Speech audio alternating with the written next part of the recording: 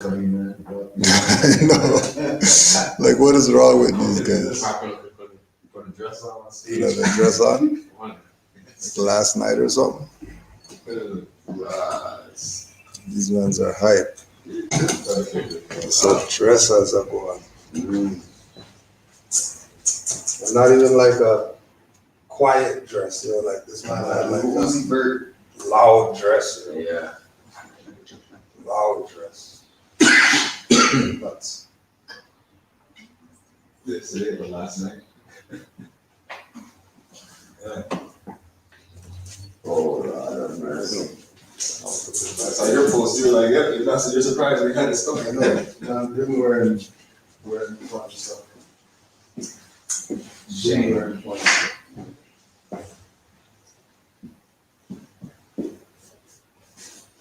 Do they actually know what they're doing? Is it just They know something. Everybody knows what a dress is. Doesn't know what a dress is, it's a problem. They hang with those Muslim sons and closed doors. That's what they do. Dave Chappelle is going answer. Man doesn't know what a dress. No. Yeah. But then he's different now, no? Yeah. Dave? Who's that? Dave Chappelle, he's changed since he was here. I think he just gave up on the whole, Yeah. just gave up on the stuff. Yeah. But he was always, Halloween too is kind of like that. They actually used to say the rituals that they actually used to see, man. Was it you go over there, you know, these rich people, Yeah. you see them touching men, and you like, yeah, man, you know what you doing? He's telling you the jokes, it must be going over people's heads. Yeah. He's squealing. For the sea here. He'd be squealing. Yeah, Dave Chappelle actually kind of exposed the whole thing. Yeah. And then they tried to defame him and make up story that he's on crack and everything else, as they always do. As they always do. But when he came back, he said this, and I'm like, I'm gonna make my money. So he still made his money and didn't have to pay 10 years to make his 50 million. Because he realized he was the cloud. So, Islam Morris.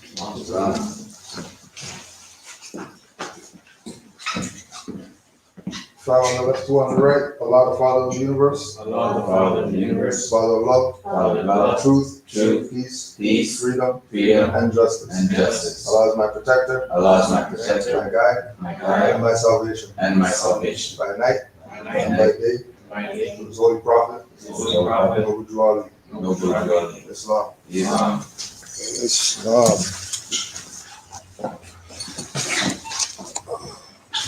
Prophet warns all Muslims, governors ordered to read proclamation at each meeting. I hereby inform all members that they must end all radical, agitating speeches while at work, in their homes, or on the streets. We are for peace and not destruction. Stop flashing your cards at Europeans. It causes confusion.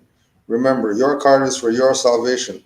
Failure to obey these orders will be of severe consequence. We are for love, truth, peace, freedom, and when these principles are violated, justice must then take its course. Any member or group of members who hold malicious feelings toward the temple or the prophet, or violate the divine covenant of the Moorish movement, will receive their reward from Allah for their unjust deeds. All true Moors will and must obey the law as laid down to them by their prophet. If they lose confidence in their prophet, they should turn in their card and button, cease wearing their turban and fez, and return to the state where I, the prophet, found you. This is a holy and divine movement founded by the prophet Noble Juali. And if the prophet is not right, the temple is not right. The prophet, therefore, is sending out a divine plea to all Moorish Americans that they do their part in protecting their movement and the prophet. This is an everlasting movement founded by the prophet through the will of Allah to redeem his people from their sinful ways. Noble Juali. Islam. To be proclaimed at every meeting. Islam. I am glad to know that I have a few faithful Moors among you all, and I desire for them to know the truth and the divine truth. There is a host of jealousy about me and the movement now, by the same people of our side of the nation that claimed that I was only a joke and unreal. But now, since they have found out from the government officials and the nations of the earth that this is the only sole foundation that all Asiatics must depend upon for their earthly salvation as American citizens, they are working every scheme that they can to disqualify me so they may take charge of the situation. I have notified all these things to you long ago in the past. It is through the faithful Moors that attribute to the movement and uplifting funds. The ones that paid their divine respect to me and the movement will be remembered. That is why I am calling upon all faithful Moors to increase their faithfulness to me, your prophet, and your divine Moorish movement. I need finance and I need it badly. Never before have I needed finance so badly as I do at present, so I can shove aside the discord that is facing the nation. It all comes through jealousy because of my fame and nobility. The nations of the world will not recognize the movement without I, the prophet, being head. It has been proven by my works which I have performed in the past few years. Prophet Noble Drew Ali. Read it, sis. To the members of the Moorish Science Temple of America, Islam, this is the instruction from your Prophet Noble Drew Ali. Be faithful unto your forefathers' divine and national creed, that you would be blessed for your good deeds that you sow in the flesh. Allah is the one that judges the world, and his judgment is now on, but the weak can comprehend it not.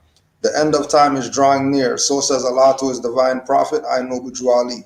And that's why many hearts have been turned to stone. Many have eyes to see but cannot see, ears to hear but cannot hear, lest they would be confounded of their sins. These are trying hours now, dear Moors, and every evil spirit is moving, and they are trying every weak mind to overthrow and drag out the true foundation that has been laid, and to cause confusion in the minds of the ones that do believe. If you have the true love of Allah and the spirit of your forefathers, you fear not what you hear or see, but would sacrifice the utmost of your very life to protect your movement and your prophet. Watch your enemies, dear Moors. Your enemies are the ones that speak against your prophet and ridicule him to the very lowest, and the ones that speak against your divine and national principles of your temples. Act accordingly, and Allah would bless you for your good work. Peace, your divine prophet, Noble Drew Ali. Islam. Anybody have any weekly venting they want to get out? Anything they heard, seen, want to put out there?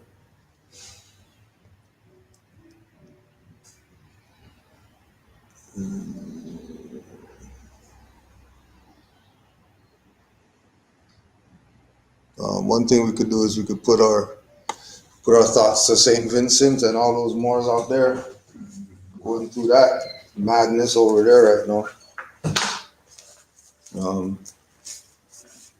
But it's all part of the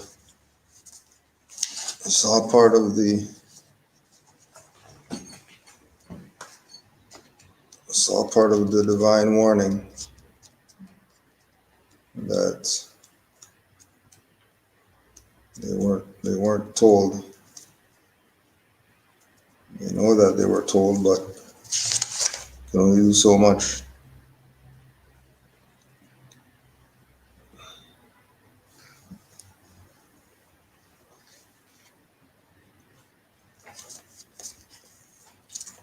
Just what we were saying before, access, how they're forcing the vaccinations on people who are trying to, it's basically save their life. Anybody going on the cruise ships is being forced to get vaccinated. And I think a big population of the island was against vaccination overall. I think they were saying like 10%. Or the ones who are trying to leave, they have to get vaccinated to go on the ship that's leaving? That's crazy. And to go into the shelters, I think they made it mandatory, so. That's one way to do it. Yeah. That's one way to do it. That's one way to do it. 110,000 population. Yeah. Of the island, like 10% were, the majority of people were against getting the vaccination. So, yeah, that's how they're gonna do it. Create the crisis and create the solution. Yep. Yeah. Especially at this time when it's so easy to create the crisis, because people are already uneasy. You know, all it takes is a little breeze and everybody's gonna agree to whatever, which is unfortunate. They were saying too, that anybody who's on the cruise ships, they might be there for months. Yeah. Who knows? Yeah. So the first vaccine take you off the land, force you to sea. Yeah. So that's where the maritime. Literally putting them in maritime admiralty jurisdiction. Literally putting them in admiralty. Yeah, literally. Yeah. The law, and then the law of the sea applies, and guaranteed the cruise ship don't have no flag on it or whatever. So you're in dry dock right now, just there, waiting, and who knows how long they hold that stuff up for. How long they had the COVID ship in Japan, or in between China and Japan, that one? Oh, that one cruise ship. I The don't same know. situation. Yeah. They were stuck out there for months. Yeah, So yeah.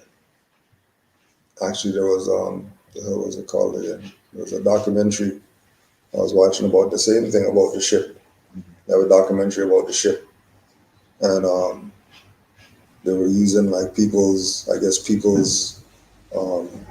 phone camera plus whatever this other stuff they were documenting or whatever, and they were talking about how when it initially went down, and they had them on that was like one of the first places that they had it or something like that. So when it initially went down, it was whatever, ain't nothing going on, and then he was one guy got sick. He dropped out, then somebody else got sick, and then they put them in the room with somebody, and then those two people, and then somebody in the staff got it, and they were bringing up the thing about the asymptomatic, how, the whole ship could have had it. The whole ship could have had it, and nobody had symptoms or whatever, everybody was together, and da. But yeah, it's nuts right now. It's nuts. Yeah. It is nuts right now. Someone in the chat said let's talk about the agencies to put on notice in order to wiggle out their paradigm.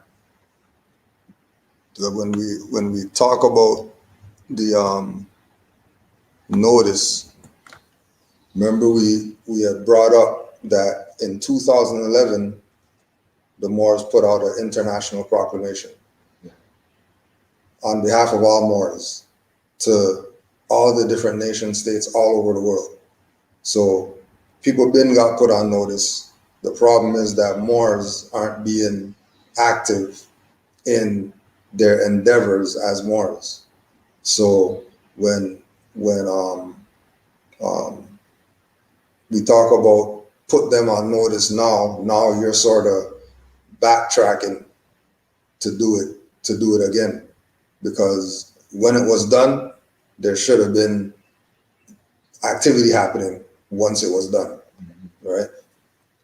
So when you say which agencies, it's not even which agencies. Every agency should be put on notice if you got proclamation papers.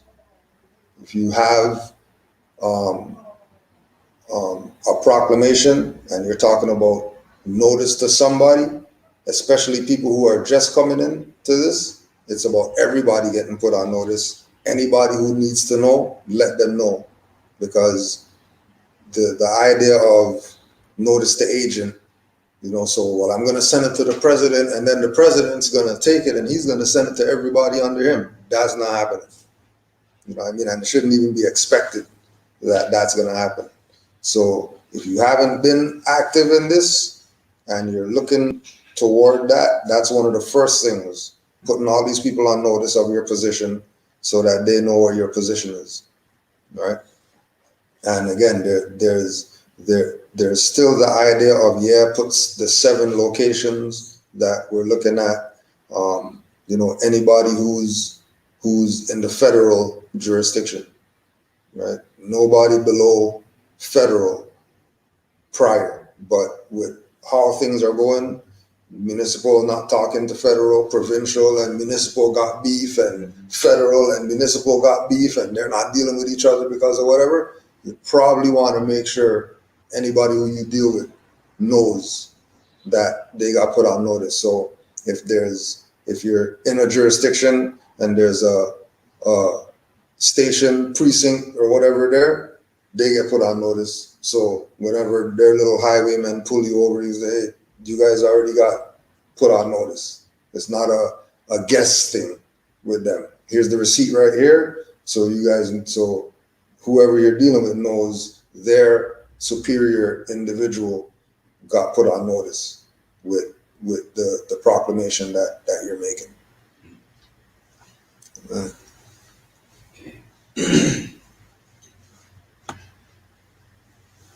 So you have the notice that we can give to our, I guess. Yeah, it's the same one on RV Bay, the name correction, and judicial proclamation. Just print it off or download it, put in your info, and then bring it in and seal it and get your witnesses. You got Moors right here to witness for you, and then you do your thing.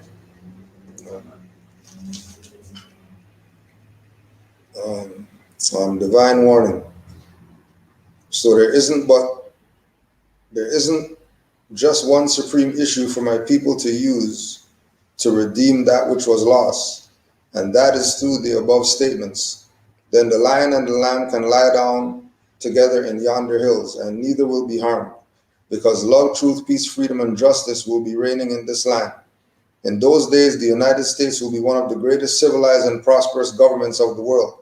But if the above principles, love, truth, peace, freedom, and justice, are not carried out by the citizens and my people in this government, the worst is yet to come, because the great God of the universe is not pleased with the works that are being performed in North America by my people. And this great sin must be removed from the land to save it from enormous earthquakes, diseases, etc. Disregard to the stuff going on over there. That it's prophecy manifesting right now. The people played, it didn't matter what we call ourselves and whatever like that. Well, the law of retribution is happening now, and that's just gonna keep jumping around until our people come to their senses and realize that if anything's gonna be fixed, it's gonna be them fixing it. And they have to take the position of, we have to fix these issues. It's not going to be some whatever out there that's going to fix the issues. It's not going to be some governmental whatever that's going to fix the issues. It's going to be the people realizing that they've been lax. They've been chilling while the world is going to the latrine. And this is where it's at. This is the blowback.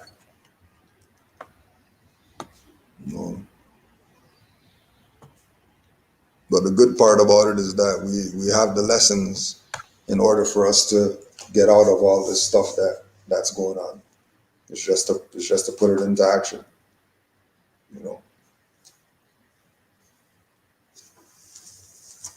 Today we're gonna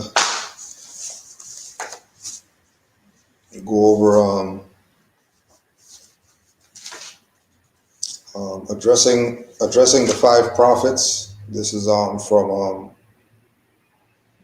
Taj Bay's book, addressing the misunderstanding and purpose concerning Sheikh Sharif Abdul Ali, Noble Jew Ali, the Moorish Divine National Movement. Addressing the 5 prophets referred to on the Moorish nationality card of identification. Ali. The last prophet in these days is Noble Jew Ali, who was prepared divinely in due time by Allah to redeem men from their sinful ways and to warn them of the great wrath which is sure to come upon the earth. Right? Going back to that same thing. Right? That the great wrath time has been on. It ain't just started because of that. The vaccine is the great wrath. The volcano, you know what I mean? They were talking about where was it again? Somewhere on the eastern seaboard, I think. They were looking out into the ocean and they seen all these tornadoes out there.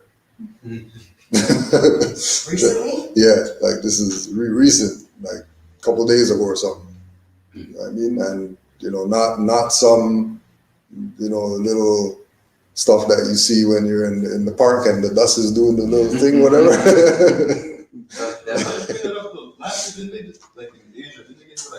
Locust storm? So something, Asia, parts of, I believe, and eastern North Africa. Mm. Like parts of Ethiopia was getting like riddled with locust Yeah, storms as well. Yeah, it's crazy. Yeah, It's getting serious. yeah, it's picking up, right? Noble Ali Sheikh Sharif Abdul Ali was born of a natural birth by and through his mother, whose aboriginal dwelling place is Amexem, the land of her and his Moabite Moorish forefathers. The provincial location of their dwelling place was in the territory now corporately known as North Carolina, at central North America. Prophet Ali began teaching his people, the fallen Moors, the direct descendants of the ancient Moabites, to be themselves and turn their hearts and minds back to the ancient divine creed and governmental principles of their Moabite Moorish forefathers. Prophet Ali reestablished open and public teachings of the ancient science and creed of Islam in Northwest Amexem, America, for the spiritual, social, and political benefit of all Moorish Americans, etc. Prophet Ali officially established a humanitarian missionary movement in North America, the Moorish Divine and National Movement, with the confirmed purpose of reestablishing the living Moorish nation and placing the Moors on a firm social and political foundation. He taught such things as necessary and needed for the newly conscious Moors to link ourselves, back with the families of nations. Thus, one sees the manifest activities among the Moors, the resurrection of the Moorish nation. Lawful recognition and expansive literary, historical, national, and jurisprudence-oriented studies are a definitive sign and indication of the powerful influences of his works, instructions, and teachings. Now, it is common fare in America to see broad and enthusiastic endeavors among the people, marking the resurgence of the old literary and civilization principles of ancient Moorish civilization. Among the Asiatic African adepts, sages, and ancient history scholars, Noble Drew Ali has been referred to as Muhammad III. Peace, man. How you doing, man? Muhammad. Prophet Muhammad's nationality is Kamite. He was the founder and the uniting of Islam by the command of the great universal God Allah. Muhammad was a direct descendant of Hagar, mother of Ishmael, son of Abraham. Hagar and Abraham was of Moabite, Hamatite, Camite descent. Prophet Muhammad came to fulfill the works of Jesus, Yahushua, and was known by students and scholars of history to bring back together collectively those ancient divine principles which had been veiled with the corrupted doctrines of the derivative religions. Muhammad was considered a protege of Yahushua ben Yosef. In the long history of battles between Moors and the Roman nations, Muhammad followed in the tradition of Hannibal the Moor in his works to preserve principles of civilization which were under constant and periodical attacks from the Romans. Muhammad battled to counter the aggressions made into Asia and Africa by the Roman ruler Constantine the Great. Jesus. Prophet Jesus was the true blood of the ancient Canaanites and Moabites and the inhabitants of Africa, seeking to redeem his people from those days, from the pressure of the pale-skinned nations of Europe. Rome crucified him according to their law. Jesus' proper person name, before the altering of the records and scriptures by deviant European sociologists and translators, is Yehoshua. Thus, Jesus' proper person name is Yehoshua ben Yosef. Jesus' holy name is Emmanuel. Upon his travels in Hindustan, India, he was often referred to as the living oracle of Allah and was acknowledged as the Buddha of enlightenment by the Brahma Saba, high priesthood among the Hindus. Yehoshua has studied and mastered the texts of the Vedas, the 4 sacred books, the Avesta, and expounded upon the wisdom of Gautama Sakyamuni. Buddha. Prophet Buddha is generally spoken of as in reference to the last Buddha, Gautama Sakyamuni, who was a prince of the Sakya tribe of those of Hindustan. Gautama incarnated about 600 years before the natural birth of Yahushua and was born in the northeast territory of Hindustan, where numerous Moorish dynasties had thrived. Among these were the Mauryan dynasty, the Gupta dynasty, and the Nanda dynasty. Thus, the apparent proliferation and infusion of ancient astrological and cosmological character is evidenced in Hindu culture. Therefore, illumination of the mind and body with knowledge of self and knowledge of the divine laws of nature are integral to the teachings of Buddhism. The word Buddha means the enlightened and wise sage, the great teacher and reformer, the perfectly enlightened one. One who is bestowed the title of Buddha is one of the master teachers who is considered to have mastered the lower self and has completely conquered the lower self, to the point of having forgotten it. In other words, the Buddhist through determination and studious disciplines denies the self for the purpose of transforming to the higher self. Buddhism teaches of the unity of all things and expresses that from time to time a deity or master sage who, having reached that mental and spiritual state called nirvana, could appear and would be called the Buddha. The reader is therefore reminded that the word Buddha is a spiritual title and not a personal name. Confucius. Prophet Confucius, the master philosopher of China, Tianyi, in Asia, was born about 500 years before Yahushua. Confucianism refers to the ancient philosophies, doctrines, teachings, and or the adherence to these philosophies and disciplines taught by Confucius, Kung Fu, Si, etc.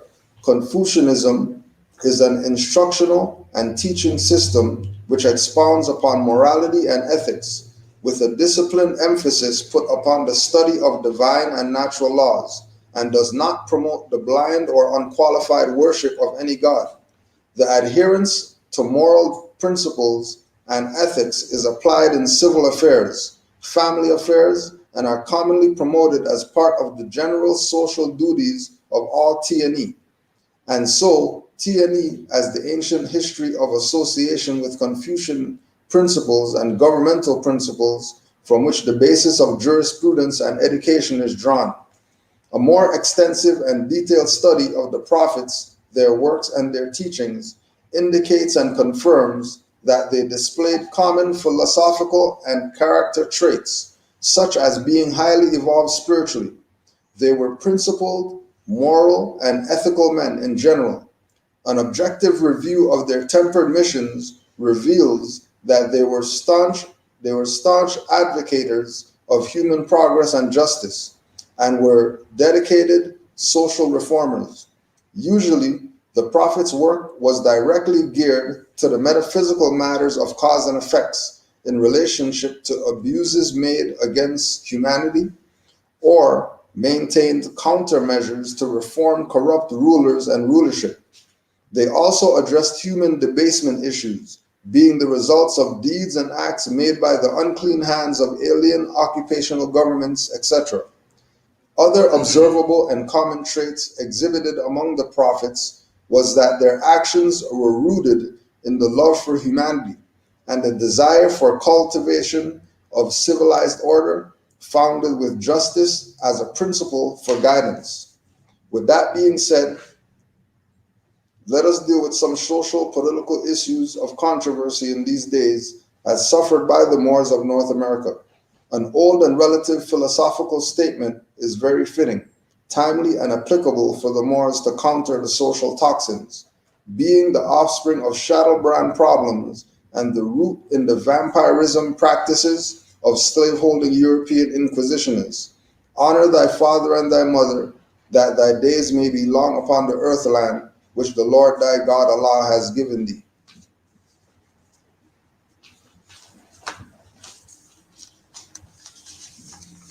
So when we look at the teachings of Noble Drew Ali and him imparting on us that we honor all the different prophets. So being that that all these prophets came in their own time with their own message. Noble Drew Ali is the culmination of all of them in the modern time.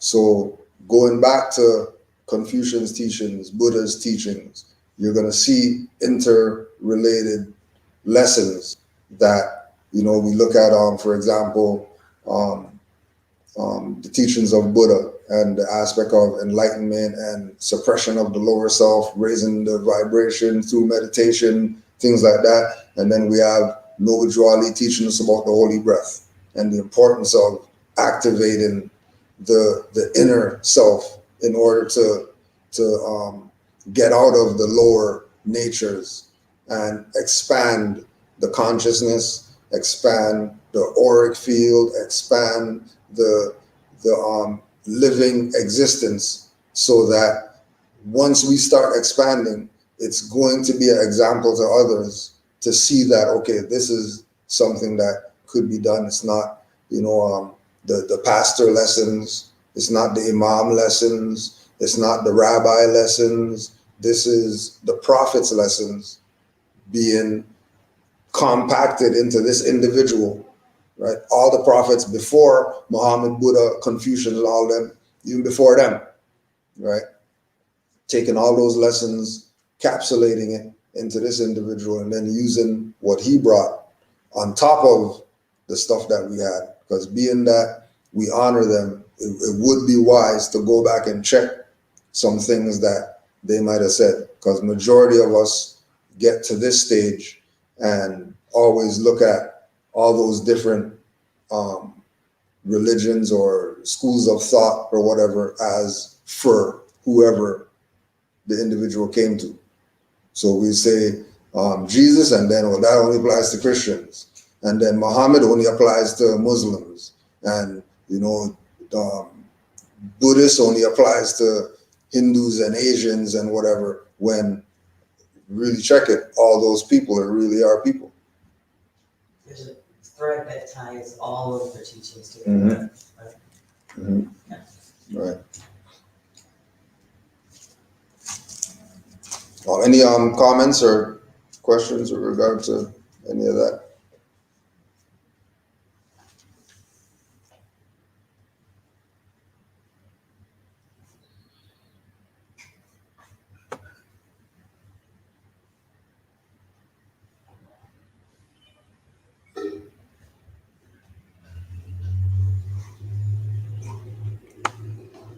No, there's also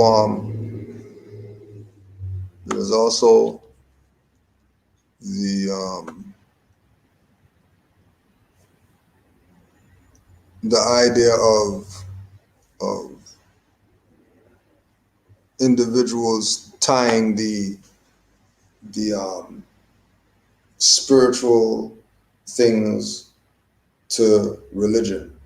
So when we go through lessons of Confucius and him speaking with regard to morality and civics and stuff like that, and that being directly applicable to the individual's life so that their life can be better, right? That's spiritual in nature. That's not a religion, a school of thought or whatever. Those are lessons that man is supposed to take, apply to themselves for their mastering of this realm that we exist on. So when we look at what Noble Drew Ali presented, there was the Holy Quran and there was the mysteries of the Silent Brotherhood, which that's what we're going to go into today. The idea of the Brotherhood tests and how the tests that Yahshua went through in his finding himself applies to the individual. And again, looking at this idea that Noble Drew Ali saying that we have to honor these individuals. It's because of their lessons. It's not the individuals, right? It's the concept of Mohammedanism, the concept that Yahshua was presenting to the nations, to the world, right? the concept of Confucianism, that these things are supposed to be applied so that life can be better. It's not just, Sunday go there and then after Sunday, then you're not dealing with it until Sunday again. You know what I mean? It's a daily, constant, repetitious, whether it's last thing you do before you go to bed, or first thing you do when you wake up, or throughout the day or whatever like that. You're bored, I want to do something, pull out the holy books and you read them. Because the lessons are supposed to be used like that. Every opportunity that you get, because we have to look at how far we've fallen from the grace of the Creator. We've fallen so far that we look at certain people's conditions and we know God's not with them. Obviously, God's not with them if their condition is like that. And if God's everywhere, how come he's not with these certain people? What did they do that the laws of the universe aren't even working in favor with these people, that their conditions are like that, right? So we're going to go to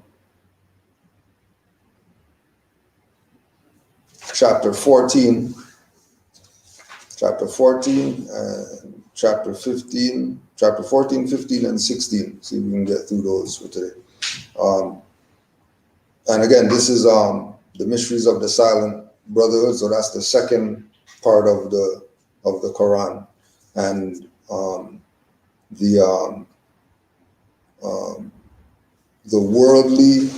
world version would be the Aquarian Gospel and onto the I Grant, because these lessons were given to everybody in the world in different facets of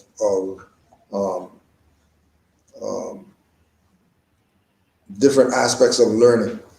So things might have had different names, but when you go to the lessons and then you go through the lessons, you realize that this is saying the same thing as whoever's book. You read the Torah, the Bible, the Quran, like you're saying, there's a thread between all of them, that there should be no beef between any religions. And then when there happens to be beef between religions, now you can't look at the religion, you have to look at the people who are at the pulpit or at the head of these things, right?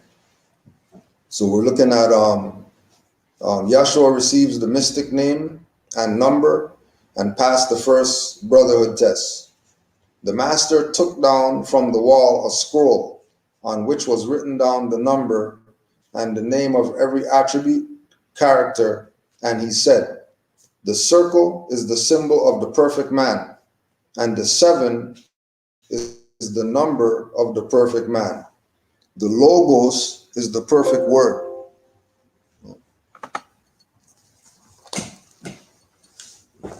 It's chapter 14, right? Quran, yeah. No, in the red book. So that's the big one. Yeah.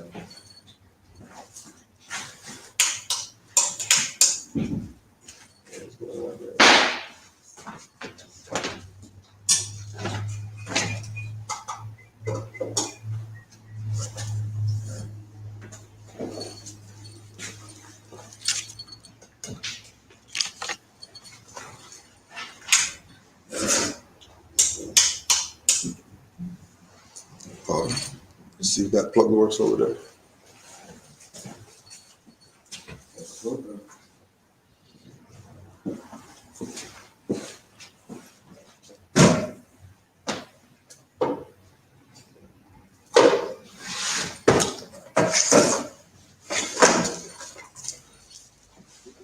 I'll just pull that one off.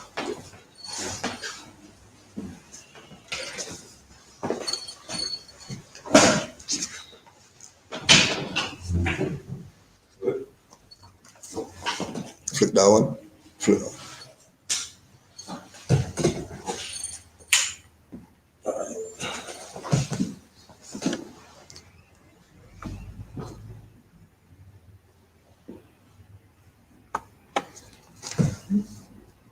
the circle is the symbol of the perfect man, and the 7 is the number of the perfect man.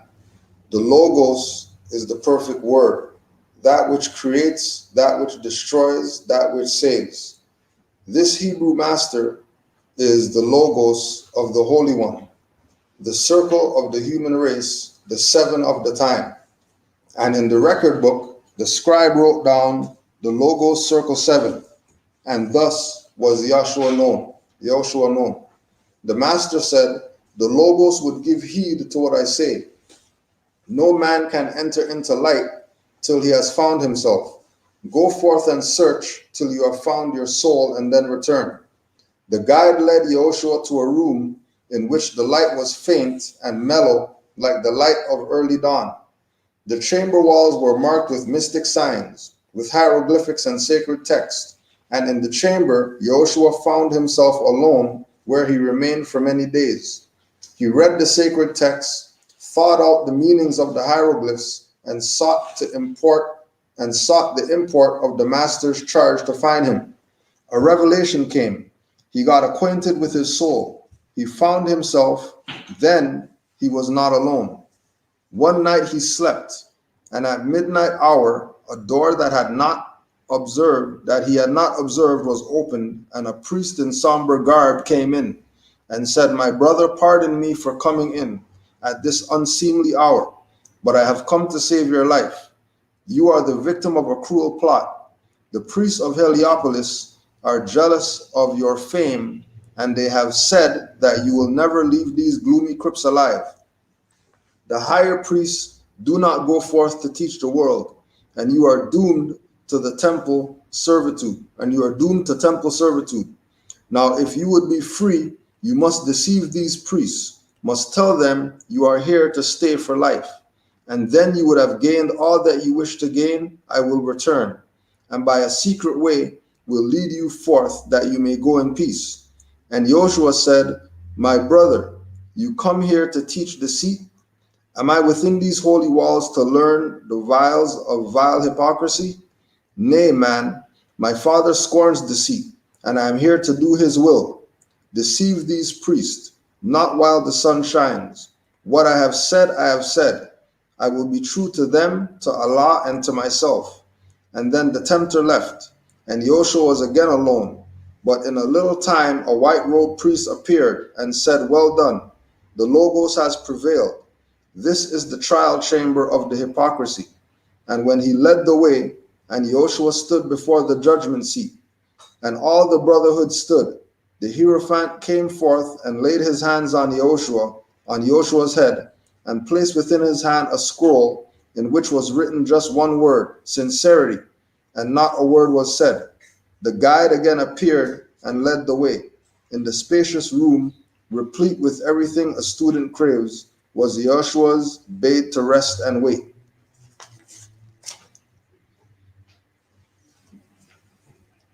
So the first brotherhood test being sincerity. And when we go through, we see that he had read the sacred texts, thought out the meanings of the hieroglyphs, and sought the import of the master's charge to find him. While he was there, he had a revelation. And the only reason he had a revelation was because he was in meditation. He was searching for himself. And in the search for himself, he had the revelation and got acquainted with his soul, found himself, and then he wasn't alone anymore. Right? So the idea of know thyself, not that it has to be done through the form of sit down at home and whatever like that to know thyself, right? But man, this is the thing with people with when they say the thing of they're bored and all that stuff, and because they don't know theirself. But if they knew theirself, they know that they're never alone. They're always with themselves, right? But that's if you know yourselves. If you don't know yourselves, then it's going to be a lonely life, right? One night he slept, and at the midnight hour, a door that he had not observed was opened, and a priest in somber garb came in and said, "My brother, pardon me for coming in at this unseemly hour, but I have come to save your life." When we look at the lessons from the metaphysical aspect, everything that's in question has a place.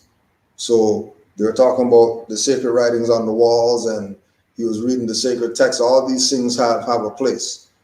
The door that this priest came through has a place. It was a door that wasn't there before, and then, or there was a door that he didn't observe while he was in this sacred space. And then this priest in somber garb comes in through this door. The door was a portal, or a gateway, or a vortex, or some type of created entranceway in order for him to be able to present himself before the logos, before the perfected man, right? Which is the same thing with the circle, the 7 with the circle on the book that we have, which is you're the 7 in the circle, right? Perfecting yourself constantly. And the 4 quadrants is every direction that you're gonna go, right? East, west, north, south to learn. The 4 quadrants is all the elements that you're gonna be engaging, right? When we look at Avatar, the cartoon Avatar, right? All the different bodies or nations that are represented by the elements, and all the elements being part of the lessons that man has to learn in order for self to be in this perfected place, which you have to be perfected to even enter the sacred places. You can't be not knowing yourself to enter the place, which is why in the beginning they made that reference to him that, you are a perfected man. So now that you're a perfected man, now you can go through the brotherhood test, right? Or if you look at it like a rites of passage, he went through the rites of passage. He climbed up to the thing or whatever like that. They tied the little vine on his ankle and they pushed him off the 50-foot thing. And then he landed and the vine didn't break and everything was good. So okay, you're good, right? Throw you in the river with the alligator, swim to the other side. You made it to the other side, obviously you're perfected, right? All it takes is one time. You go in there, you get eaten, then, I guess you're not the perfected one, and, try to find the next one. Right? That's just where it is, right? Okay. So this vortex or this door gets open, and here comes this priest trying to sway man, right? And that's what we deal with especially when we came into this. How many things came to try to stop you from being on this path right here? Yeah. You know what I mean? Matter of fact, we can talk about some of that stuff if you have any examples or situations where you were here and here comes something to try to get you off of this, whether it's an individual, whether it's a situation, it might be even something that you didn't even think would attempt to try to get you off the path. I remember even more so with individuals with lack of understanding of this, that not even that you're trying to put them onto it, but they're trying to get you off it. Like, nah, you don't. Because it's evil. Yeah, right. No way. That's the Muslim stuff, or Need to church. yeah, you need Jesus. Yeah, you know, right? It says Islam in it. That's not. Well, I didn't really have that option because my mom, she let me go to all the other religious. Yeah. But she was a Catholic, right? So I go to Catholic school and I go to my uncle was part of NY. So I go to this mosque or jump over there. So I have to see everything. Mm-hmm. Don't get me wrong, Islam kind of gelled for me a lot early because I'm like, my own, so like coming down, I said this chair right where the church now, this man coming down and I just, they're looking at this is why don't the horror movies it always comes in these areas, never in the Islamic faith, it just comes in the Christian religion. You notice that? That's another thing I'm taking apart. When I was 21, I saw a video of Taj. I didn't pay attention. Came across it again at 23. Then I started listening. Okay, all right. So I Google more. I see you. Yeah. I see you, and I know. Green screen in the back, I think you were Sheldon. Way back in the day.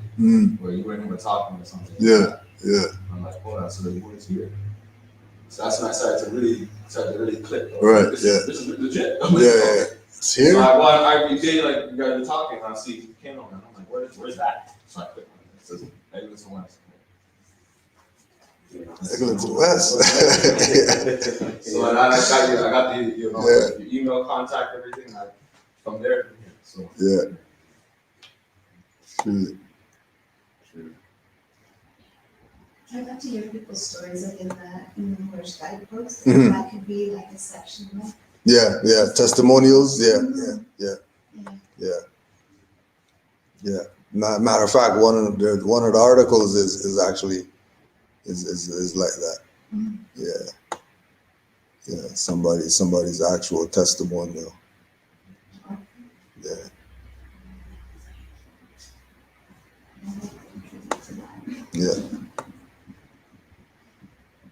Yeah, I find that it's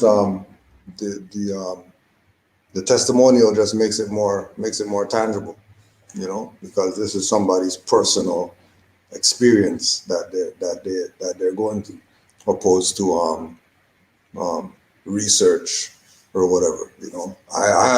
I'm the same way. I rather hear the stories of people got, you know what I mean, when they came into this, opposed to researching some whatever.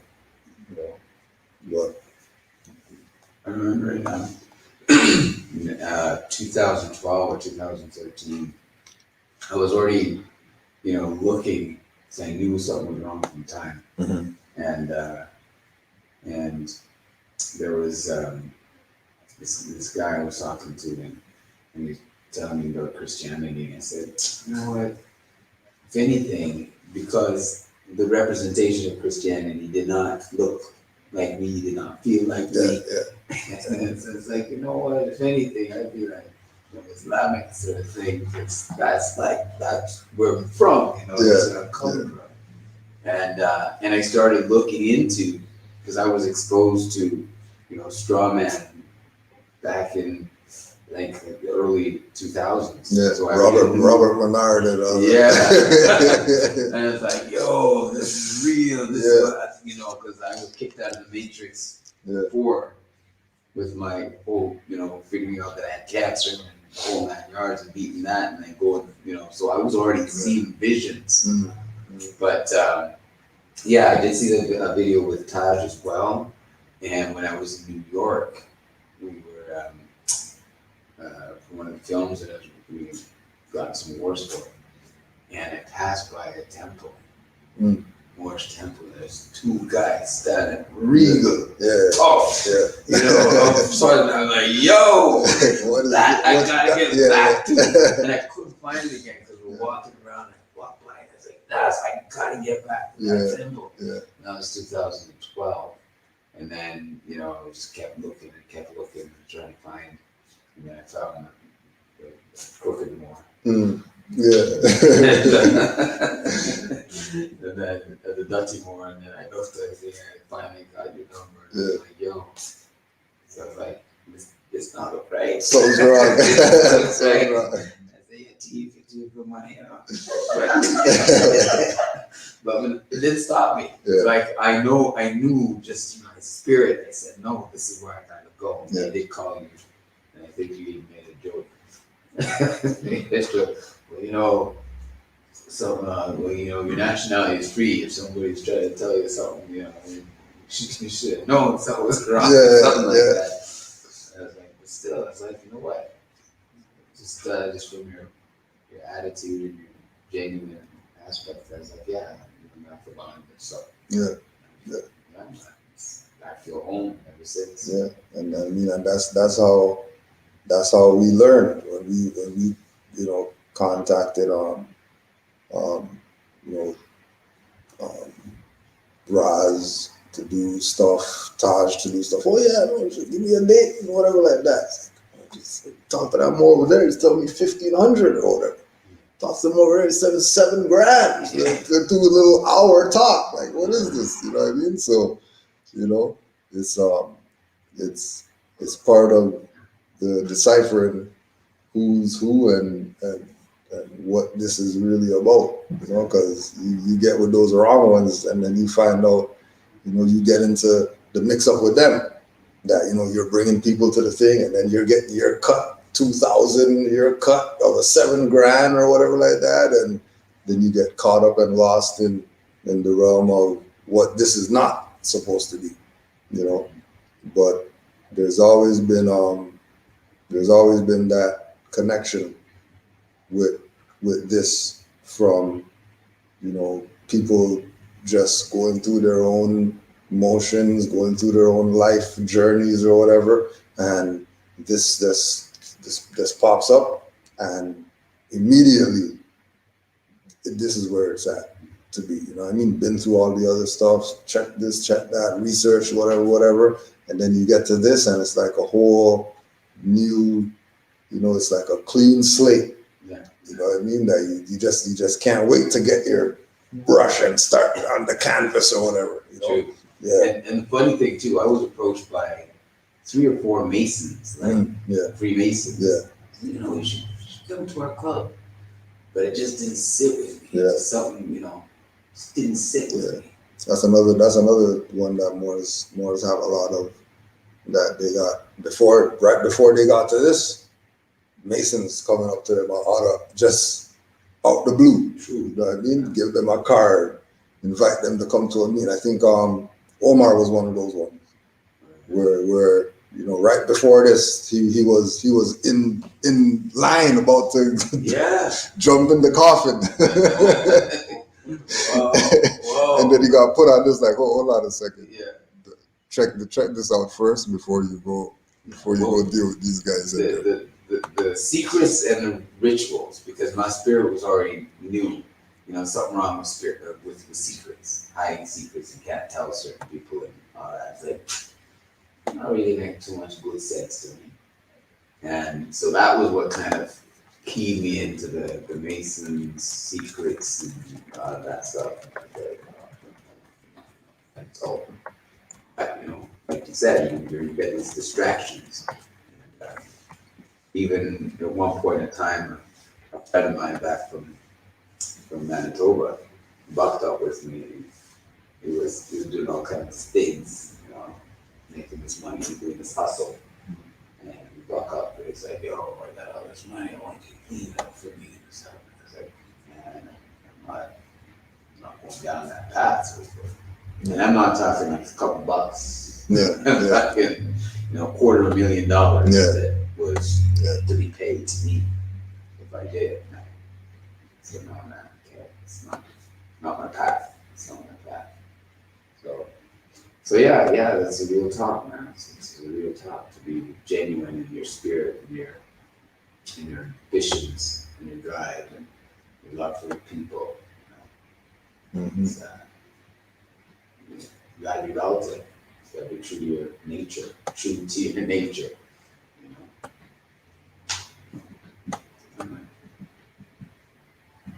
Someone was asking about Canaanland Moors holding a convention.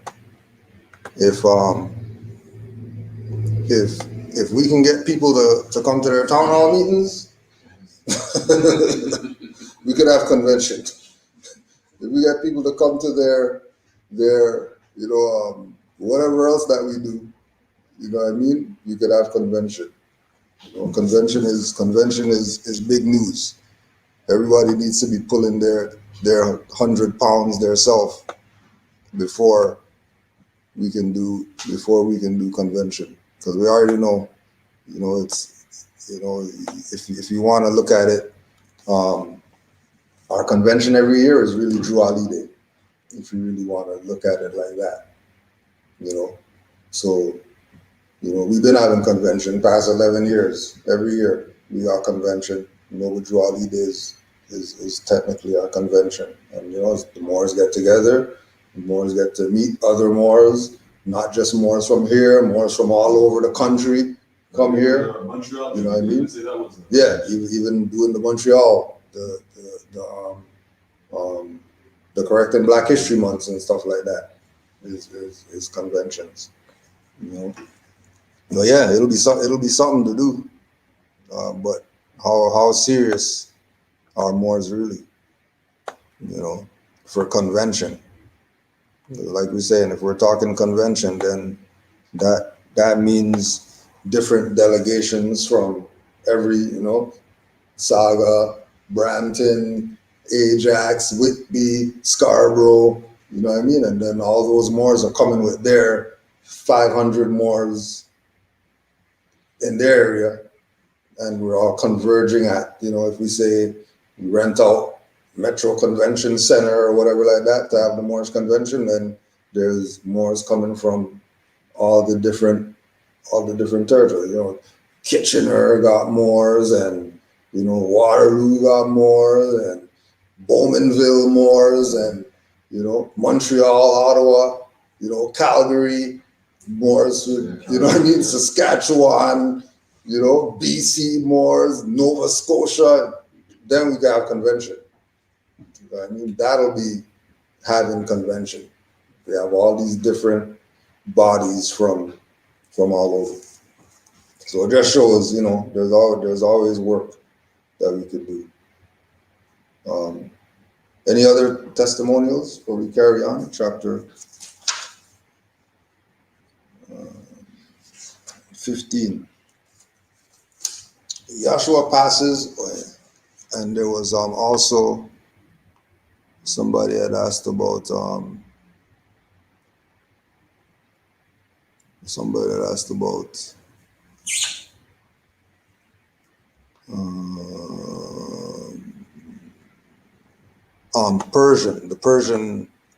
Persian history.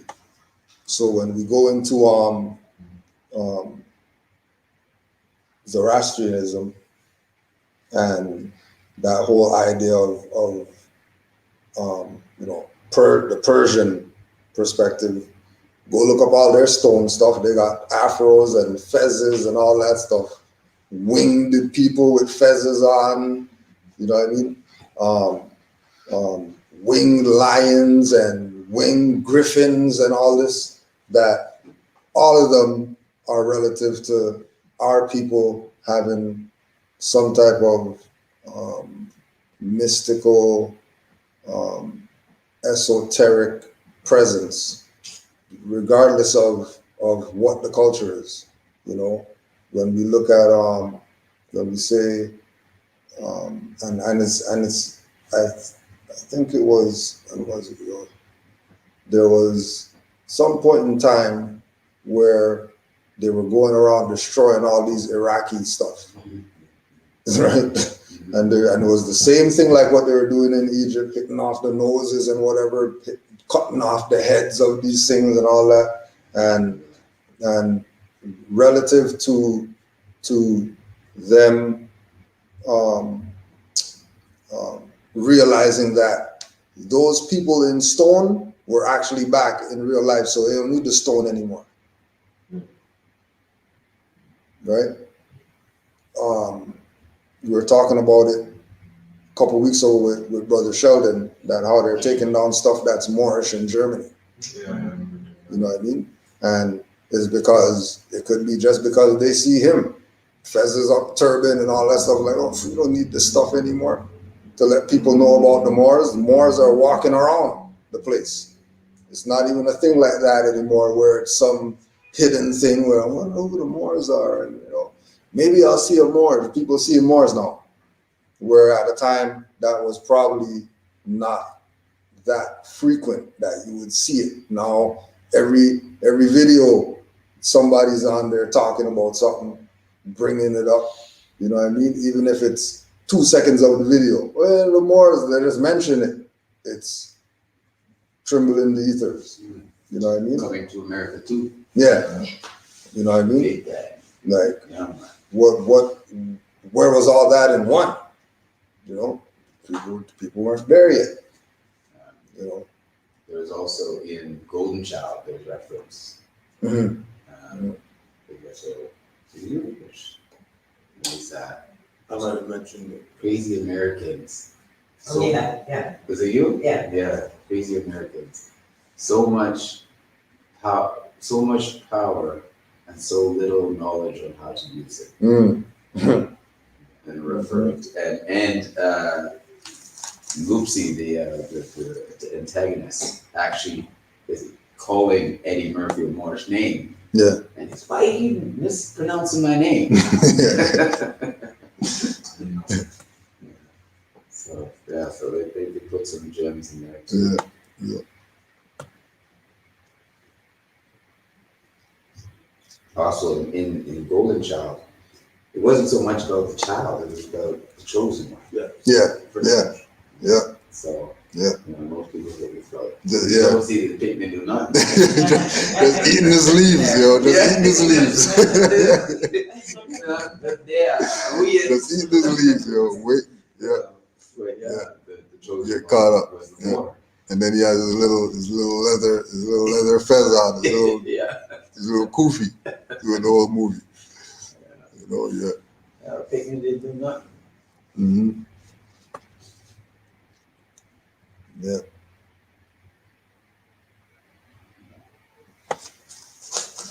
So Yahshua passes the second brotherhood test, justice. The Logos did not care to rest. He said, why wait in this luxurious room? I need not rest. My Father's work upon me presses hard. I would go on and learn my lessons all. If there are trials, then let them come. For every victory over self gives added strength. And then the guide led on. And in a chamber dark as night was Yehoshua placed and left alone. And days were spent in this deep solitude. And Yehoshua slept. And in the dead of night a secret door was opened. And in priest attire 2 men came in, each carrying in his hand a little flickering lamp.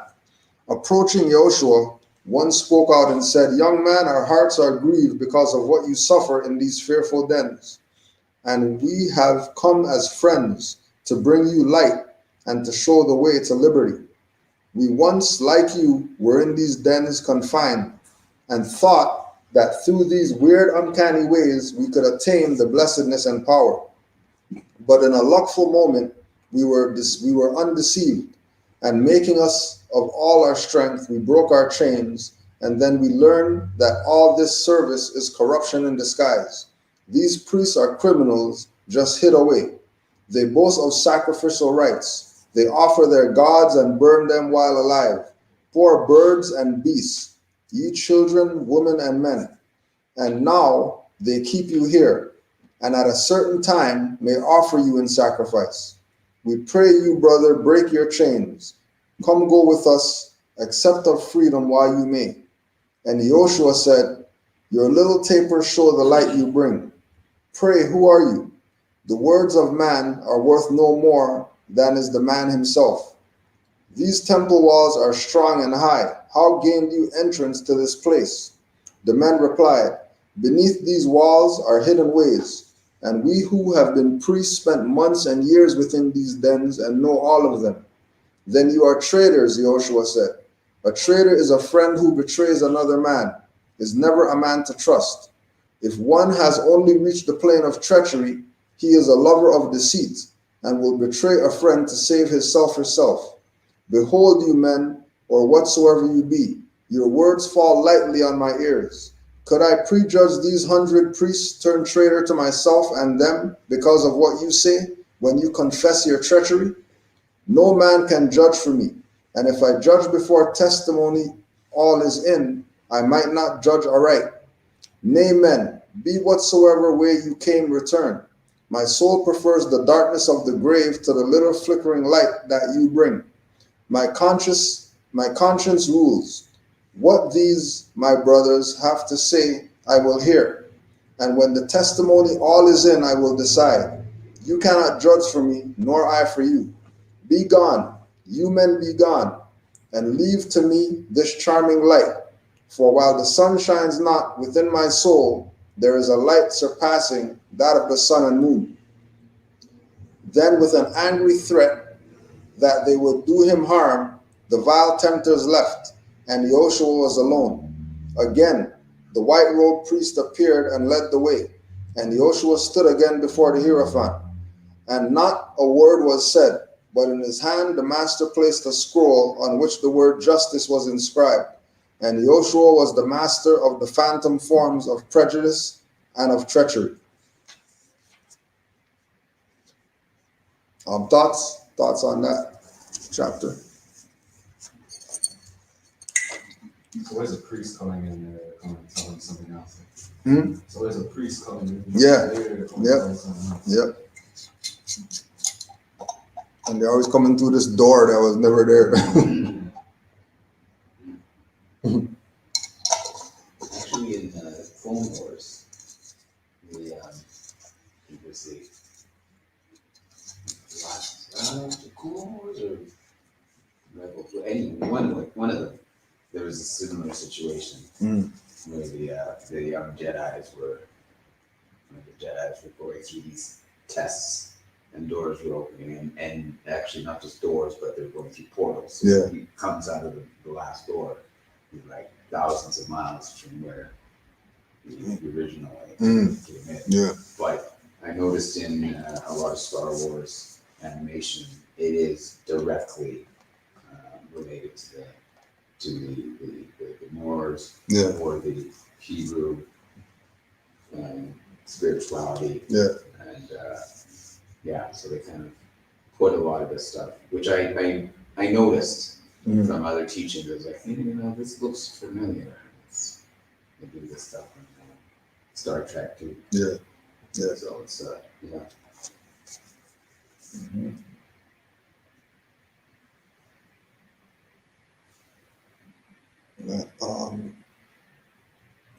Yeshua slept, the secret door was opened, and in priest attire 2 men came in, each carrying in his hand a little flickering lamp.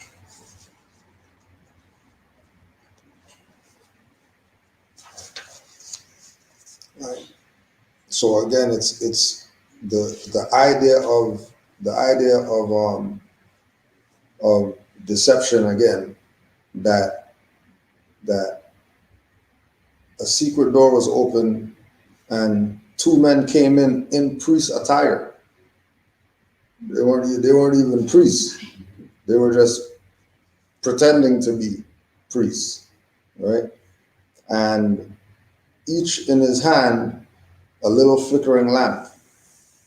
So if we're looking at 2 priests and each of them having a lamp that's flickering, right? Then you know that they're in the lower realms, right? Because if they were high priests there, they would have like the flame blower lamp. You have no flickering anything. If that's the real priest, they might not even have a lamp. It'll be them. Exactly. You know what I mean? Yeah. Right. it's light when turned on. Yeah.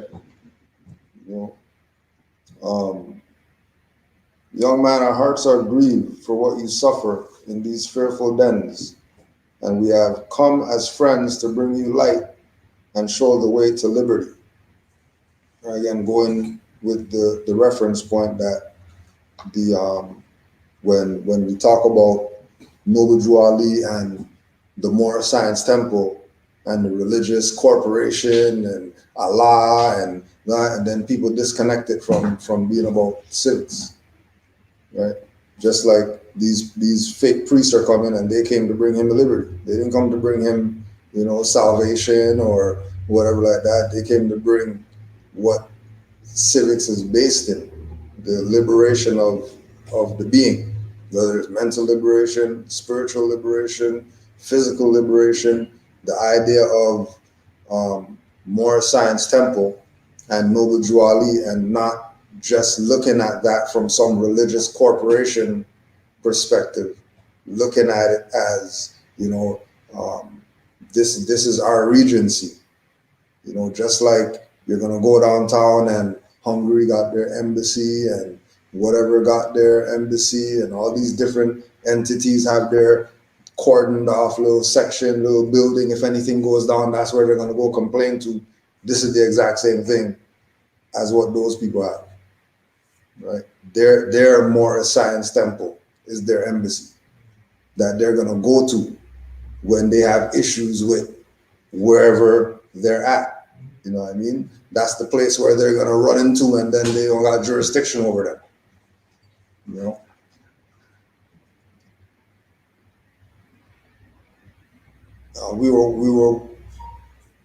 We were in these dens confined, and thought through these weird, uncanny ways we could attain the blessed and power. But in a luckful moment, we were undeceived, and making use of all our strength, broke our chains, and then we learned that all this service is corruption in disguise. These priests are criminals just hid away. They boast of sacrificial rites. They offer to their gods and burn them while alive, poor birds and beasts, children, women, and men. And now they keep you here, and a certain time may offer you in sacrifice. Again, the idea of the den, and being confined in a space, not being able to get out of this space unless you follow the way of these priests, because we're the ones that are going to save you from these people that put you in this den. The den is the mind. The den is not the place that he walked into and whatever. All this is dealing with him in meditation. All of it is dealing with like they said, the phantom forms that are going to try you. Same thing Drew Ali was saying. They're going to try every weak mind to try to overthrow what it is that was established, right? Like, homeboy trying to get people to say, 10 grand is how you're going to get your nationality. That's how you got to do it. Can't be free. You got to pay for it, right?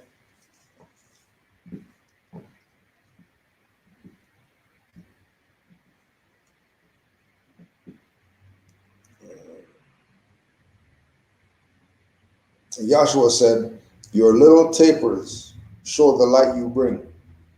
Who are you? The words of man are worth no more than is the man himself, because everything is by the deeds. You don't do what anybody says. What's the individual doing? You could say you love all you want, but if you're not showing and acting in love, what you say about love is useless. If I need some help to whatever, all right, yeah, I'm gonna come help you and whatever, and then they don't show up, but they talk about how much help they're gonna give. Yeah, I'm gonna help. I'm gonna carry this. I'm gonna do it. I'm gonna do it. I'm gonna do it. Okay, well, when are you gonna actually do the thing instead of just talking about what it is that you're gonna be doing, right? So it's by work. It's by works and deeds that you would know who's who, right? So the work of telling somebody 10 grand opposed to giving it to them for free lets you know. As a matter of fact, everybody's posting this thing with DMX on Drink Champs, talking about know people by their actions. Know them by what they do. If they're a liar, recognize that that's what they are. They're going to do that and prove it to you that they're a liar. You know what I mean? Their nature is going to show. And make sure that when they do that thing, that you know that that's them doing that thing, whatever it is, whether it's good, bad, whatever like that, their actions are going to show you. Right? And then again, the reference of the door, you know, the temple walls are strong and high. How do you get in here?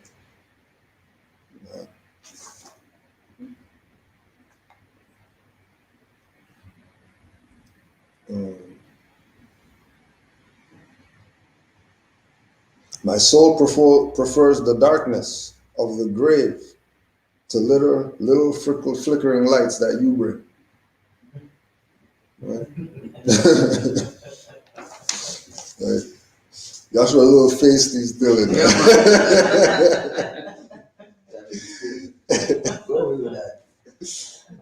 Bright. Are you bright? Right? And then again, that going back to the death lesson. If the soul prefers the darkness of the grave, then death is really not an enemy of man, like how it's presented. You know, Fear mongering, right? Yeah. Instilling that, and again, the same stuff, the little flickering light that they got with our people today, and mask and all that stuff's out there is gonna get you and all that, and ain't nothing happened. It's been a year. Not much people got something. I just love that metaphor. Yeah. That he prefers the darkness of the grave, because he knows and understands that what they're about. Yeah. is foolishness. Yeah, you can try, but it's not gonna. You know, be gone, you men, be gone. But leave me the light. Go back to your darkness. But don't take the light with you when you're leaving. You leave the light right here. Leave the light right here. While the sun shines not, within my soul there is a light, surpassing that of the sun and the moon. And again, it's that thing of you know, looking out, or you know, being humanitarian. You know, take the stuff from them so that they can't go tease other people with this little flickering light or whatever. You know. And then tears about food. Yeah.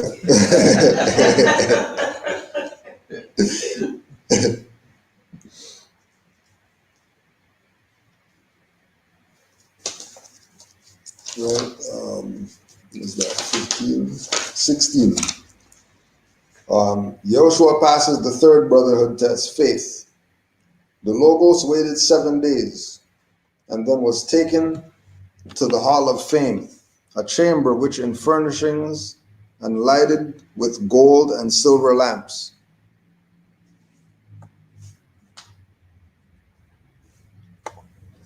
The colors of it is ceiling decorations, furnishing, and walls were blue and gold. Its shelves were filled with books of masterminds. The paintings and the statues were the works of highest art, and Joshua was entranced with all the elegance and these magnificent of thought. He read the sacred books and sought the meaning of the symbols and the hieroglyphs. And when he was absorbed in deepest thought, a priest approached and said, "Behold the glory of this place. My brother, you are blessed. Few men of earth so young have reached such heights of fame. Now, if you do not waste your life in search of hidden things that man can never comprehend, you may be founder of a school of thought that will assure you endless fame. For your philosophy is deeper than that of Plato, and your teachings please the common people more than those of Socrates. Why seek for mystic light within these antiquated dens? Go forth and walk with men, and they will honor you. And after all these weird initiations may be myths, and your Messiah hopes but illusions of the hour. I would advise you to renounce all uncertain things and choose the course that leads to certain fame. And thus the priest, a demon in disguise, sang siren songs of unbelief. And Joshua meditated long and well on what he said. The conflict was a bitter one, for King Ambition is a sturdy foe to fight. For 40 days the higher wrestled with the lower self, and then the fight was on. Faith rose triumphant, unbelief was not. Ambition covered up his face and fled away. And Joshua said, the wealth, the honor, and the fame of earth are but the baubles of the hour. When this short span of earthly life has been measured out, man's bursting baubles will be buried with his bones. Yes, what man does for his selfish self will make no markings on the credit side of life. The good that man for other men shall do becomes a ladder strong, on which the soul may climb to wealth and power and fame of Allah's own kind that cannot pass away. Give me the poverty of men, the consciousness of duty done in love, the approbation of Allah, and I will be content.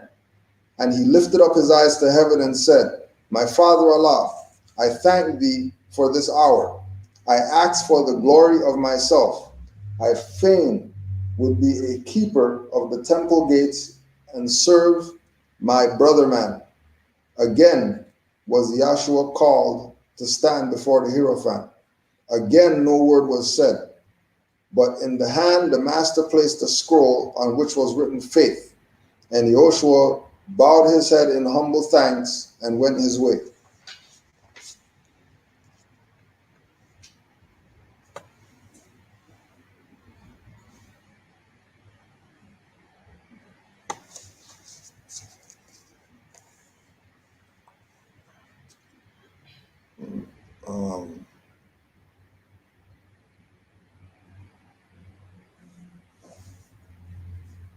The conflict was a bitter one, for King Ambition is a sturdy foe to fight. And Noble Drew Ali made reference to the soldier knowing his strength, right? That once you have a foe, and I talked about it before too, that once you have a foe, once you conquer whatever that challenge is, right, it's going to give you more strength for the next foe that you have to deal with, because there's going to be unnumbered foes that you're going to have to deal with on this path. There's always going to be a foe, some way, shape, or form. Here comes the phantom forms to try to test you, challenge you, and with the lessons that we're given, it's for us to be able to overcome all of these different battles that we have to fight. But always in the back of your mind, remember that conquering the foe builds you strength, builds you character, builds you everything that you need for any foe that you have to deal with. And the greater the foe, the stronger you're going to be after you conquer that foe. Right? 40 days, the higher wrestled with the lower self, and then the fight was on. Right? 40 days, the higher wrestled. The fight wasn't even started yet. 40 days was the wrestle, was the back and forth, the tug of war before the before the fight actually happened. And faith was triumphant after I'm this sorry, battle. I just want Oh no, go ahead. clarification. F-A-U-X or F-O-E? F-O-E, F-O-E, yeah.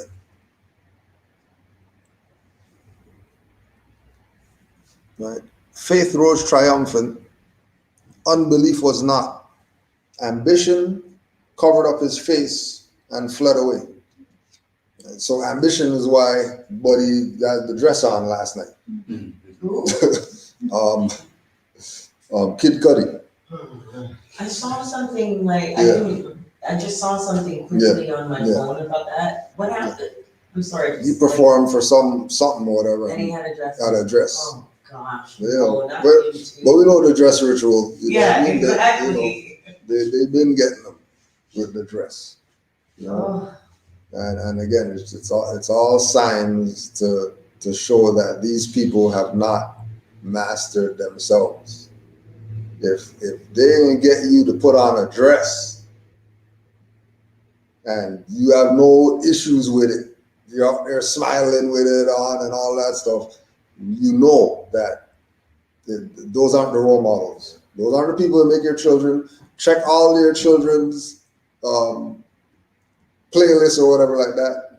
And as soon as you see them people, Lil Nas X, delete all them people off the playlist. You know what I mean? Anywhere that they have posters on the wall, tear out them posters, because there's no coming back once you go. You know what I mean? Once you go, that's it. You're not gonna fix yourself after, because like you say, they have these files on these people and they hold that over them forever. What they say, one bad hand over there. Right? Ambition will make man wear a dress. Crazy. The wealth, the honor, and the fame of earth are but baubles of the hour. When this short span of earth life has been measured out, man's bursting bubbles will be buried with his bones. You can't take anything with you. So all that stuff that they got parading around, that they got the whatever like that, you got nothing. Got nothing. That stuff is gonna be taken by the colonists after you leave here, or it's gonna be stolen by a family fighting over it or whatever type of BS. You know what I mean? Always. It's a common theme. What man does for his selfish self will make no markings on the credit side of life. So everything that's done for the self is just checking off debt. Everything for the self stuff. Up, self stuff up, debt. The debt side of the ledger is getting filled up. And once it's in the debt side, you have nothing. It's over once it's in the debt side. Because the credit side of life has everything that you like the saying goes if you want to know how much wealth you have, count the things that mean something or something like that. Not the tangible stuff. You know what I mean?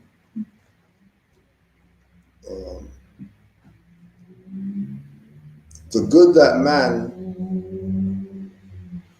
that man for other men shall do becomes a ladder strong, on which the soul may climb to wealth and power and fame of Allah's own kind that cannot pass away.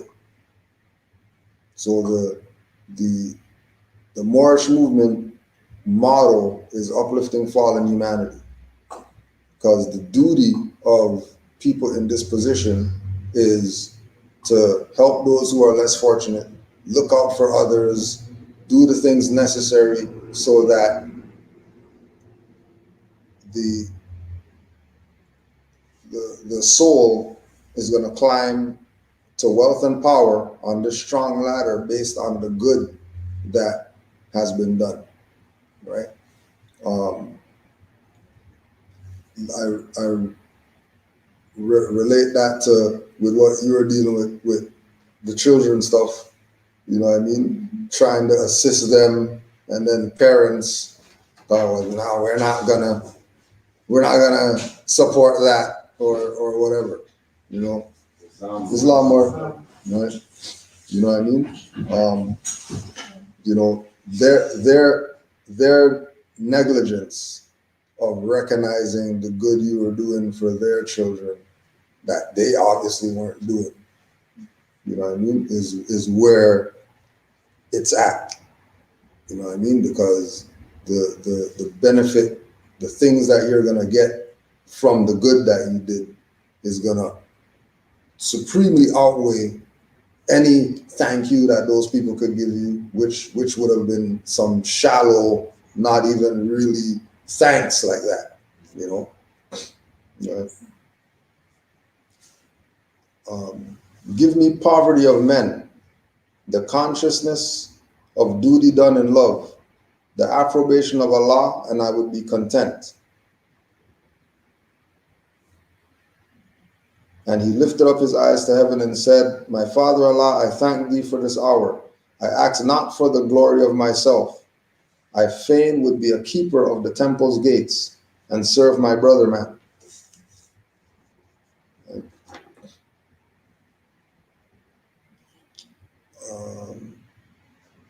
Chapter 17, the fourth degree, the fourth brotherhood test. The choicest viands and most delicious wines were on the boards, and maids in gay attire served all with grace and cheerfulness. And men and women richly clad were there, and they were wild with joy. They sipped from cherry cup of mirth, and Yehoshua watched the happy throng in silence for a time.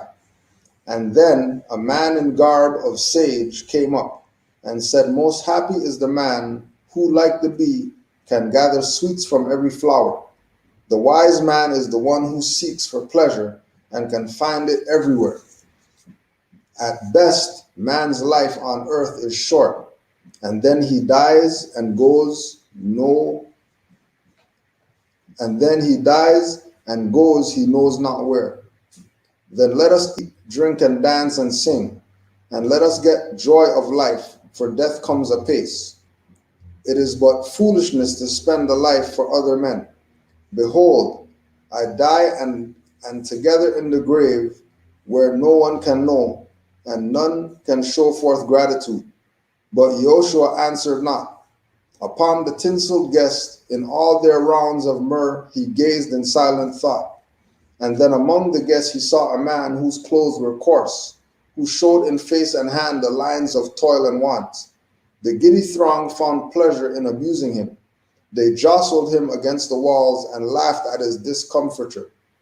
And the poor and frail woman came, who carried on her face the form of marks of sin and shame, and without mercy she was spit upon. And the little child with timid ways and hungry men came in and asked for a just morsel of their food. But she was driven out uncared for and unloved, and still the merry dance went on. And when the pleasure seekers urged that Yehoshua join them in the mirth, he said, How could I seek for pleasure for myself while others are in want? How can I think that while the children cry for bread, while those in the haunts of sin call out for sympathy and love, that I can fill myself to the full with the good things of life? I tell you, nay, we all are kin, each one part of the great human heart. I cannot see myself apart from that poor man who you so scorned and crowded to the wall, nor from the one in female garb who came up from the haunts of vice to ask for sympathy and love, and who by you was so ruthlessly pushed back into her den of sin, nor from the little child you drive from the midst to suffer in the cold break winds of night. I tell you, men, that you have done to thee any kindred you have done to me. I tell you, men, what you have done to thee, my kindred, you have done to me. You have insulted me in your own home. I cannot stay. I will go forth and find that child, that woman, and that man, and give them help until my life's blood is ebbed away. I will call it pleasure when I help the helpless, feed the hungry, clothe the naked, heal the sick, and speak good words of cheer to those unloved, discouraged, and depressed. And this that you call myrrh is but a phantom of the night, but flashes of the fire of passion painting pictures on the walls of time. And while the Logos spoke, the white-robed priest came in and said to him, The council waits for you. Then Joshua stood again before the bar. Again, no word was said. The Hierophant placed in his hand a scroll on which was written philanthropy, and Joshua was a victor over the selfish self.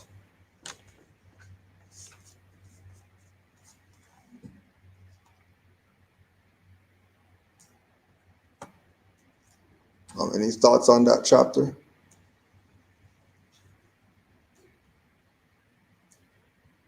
I find it fascinating that, like philanthropy, the word philanthropy was used in its like proper context versus the way that philanthropy Appears, in modern times. Yeah. So that Stood up. stood out. Yeah. And again, it goes back to the idea that as like what you said in the beginning, we have this cord, everything is bound to each other, and it's selfishness to see suffering, and then you're content to be on Forbes list or Right. whatever. You know what I mean? You got mansion with 80 rooms in there, and then these people can't even find a box to sleep in. You know what I mean? But those are the ways of the world. Because when we look at the broader perspective and what really Earth is, this is where the fallen angels were sent to. So, you know, it's gonna have those elements as part of it. It's what are the people doing? What are the ones who are looking at the Forbes list people, cheering them on, you know, buying their ticket to go to their concert and all that stuff, when these people don't care about them. You know what I mean? You know, they just want that 50 million people cheering their name and all they're up there talking crazy. You know, I always use the example of Jackie Chan and giving all of his movie checks to charity, not spending anything of that. Is it because he knows what that industry is about or whatever like that? And he doesn't want his hands dirty? You know what I mean? Is he just kind-hearted? Does he know something that everybody else doesn't know? You know, Might be a combination of right? You know, because that was something that stood out to me with the same thing. Looking into, you know, philanthropic individuals, and you know what separates them from, you know, the average individual who just helps out or whatever. You know what I mean? There's a different level. That's like an all-star level when you talk about somebody that's philanthropist. You know, like real, like what you're saying in the real context, that we're at the party and there's a guy outside begging food, and we got food over here falling off the table, people not even finishing their plate. And this man's outside hungry, and I'm gonna say, yo, come get something. You know what I mean? There was a video I seen too with a guy at he was at, I think he was at a convenience store or something, and there was a dude outside begging. So he told him, come on inside, come get something or whatever. You know what I mean? So he came in, gave him whatever. And dude was at the door, like looking in, trying to, you know what I mean, get something. And you know, you got this big store like that, stock shelves and all that stuff, and you're not looking to assist people who are less fortunate. There, you got issues. You got mental problems. You know, because it should be an obligatory thing that if there's somebody that's in need, that they get assisted. more so by the people who have it, to not the people who don't got it assisted, the people who have it, Right, like you know what I mean, to assist. in these, whether they're big corporate scenarios, restaurants, for instance, at the end of the That night, was it, huh? who have all of this extra food. Mhm. You see what I'm saying? Yeah. That I don't understand why there hasn't been an initiative. Why there hasn't been an initiative. Yeah. That hungry people, like it's organized. At the end of the night, you know, whatever we have left over, you get a group of homeless people together, you dish food out to them. Yeah. What's left over. Yeah. Right? But they create these mandates or whatever that say that, oh, we can't, it's a liability because of what they get say. They're homeless. Mhm. I'm pretty sure that their guts are like made of steel at Yeah. this point. Yeah. Because they're digging out of the garbage. Yeah. You know what I'm saying? Yeah.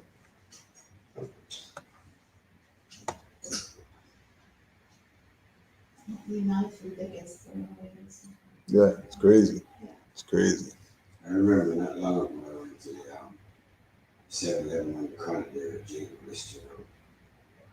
This guy, one of the people outside there, says, hungry.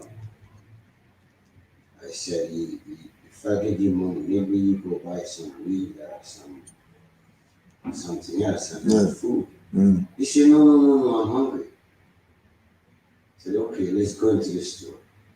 It's like Christmas. I tell him to pick up a bottle of Coke. Grab this, grab that, grab this. He said, you sure, sir? He said, yeah. He grabbed a bunch of things. Yeah. Come up to the cash. And she said, sir, can I grab another package of this one for my friend? He said, yeah. And he grabbed it. And I paid for them and he was so happy he leave. Yeah. But I know I didn't give him the finance because I wasn't sure. Yeah, what he's gonna, yeah. But he Yeah. grabbed all that he need and he takes stuff for his friend too. And he asked me before, I said, could I take that package for my friend? Because I know when I get there. And so it's like the same thing we're saying right now. Yeah.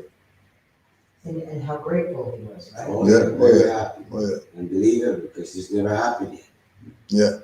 Daddy just give me some change or give me. Yeah. Quarter. He You know, said, quarter. No, I won't take what you Go buy something to eat. But still thinking about his friend too. Yeah, that's the good part Yeah. I noticed too. Because he got a package of one, and for some reason he wanted another package of that one for his friend too. Mhm. It's like when we did the feed, what was it, Feed it hungry. Yeah, feed the hungry, yeah, Most yeah. of them just want, warm socks, deodorant. Yeah. Deodorant was the biggest. Yeah. Deodorant. Yeah. They just wanna feel neat Yeah. and fresh and like all of us. Mhm. Yeah, I remember. Yeah. Yeah, and that's the test too, and when they put their hand out, let go, let's go buy something to eat. Oh, well, I don't really want nothing. Okay, you don't want nothing. You don't want nothing. You don't want nothing. You're looking for some hit off something. Yeah. You know what I mean? And you're not getting my finance to do that. You know what I mean? Let's go get something to eat or something to drink or something like that. Well, right now I travel with buns and butter in my bag. I get them from some source of people in my bag. I see them myself. The last one I seen 2 weeks ago at the subway on this, we had a train track. And he goes, I said, you hungry? He said, yeah, I'm hungry. And I have nowhere to go. So I said, I have my lunch. You want some of my lunch? He said, yes, sir. Yes, sir. And I gave him a couple of the buns. And he started eating right there. But he's from not Iran, I think Iran, one of those places. Yeah. He said, I can't even go home. I have nothing. And so far I can't go home and I miss my home. And then after he goes to me, do you have any beverage? So when I hear him use the word beverage, Yeah. I know you're not from here. Yeah. Like Papa or something. Yeah. He said, you have any beverage? Yeah. I told him, no, but here is $5. When you reach to the first two, it could get you. Yeah. Yeah. He was happy. Mhm.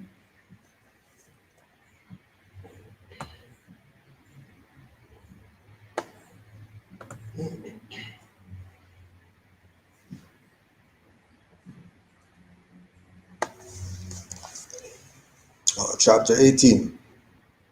Joshua passes the fifth adept degree, heroism. The sacred temple groves were rich in statues, monuments, and shrines. Here Yehoshua loved to walk and meditate. And after he had conquered self, he talked with nature in these groves for 40 days. And then the guide took chains and bound him hand and foot, and cast him into a den of hungry beasts, of unclean birds and creepy things. The den was dark as night. The beasts howled, the birds in fury screamed, and the reptiles hissed. And Joshua said, "Who is it that did bind me thus?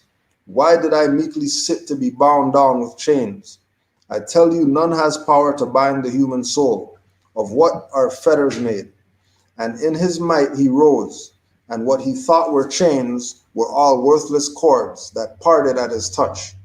And when he laughed and said, "The chains that bind men to the carcasses of earth are forged in fancy shops, are made of air and welded in illusions' fires. If man will stand and use the power of will, his chains will, like worthless rags for will, and faith are stronger than the stoutest chains that men have ever made." And Joshua stood and erect among the hungry beasts and birds and said, "What is this darkness that envelopes me? 'Tis but the absence of light. And what is light? 'Tis but the breath of Allah vibrating in the rhythm of rapid thought." And he had said, "Let there be light." And with a might will, he stirred the ethers up, and the vibrations reached the plane of light, and there was light. The darkness of the den of night became the brightness of a newborn day.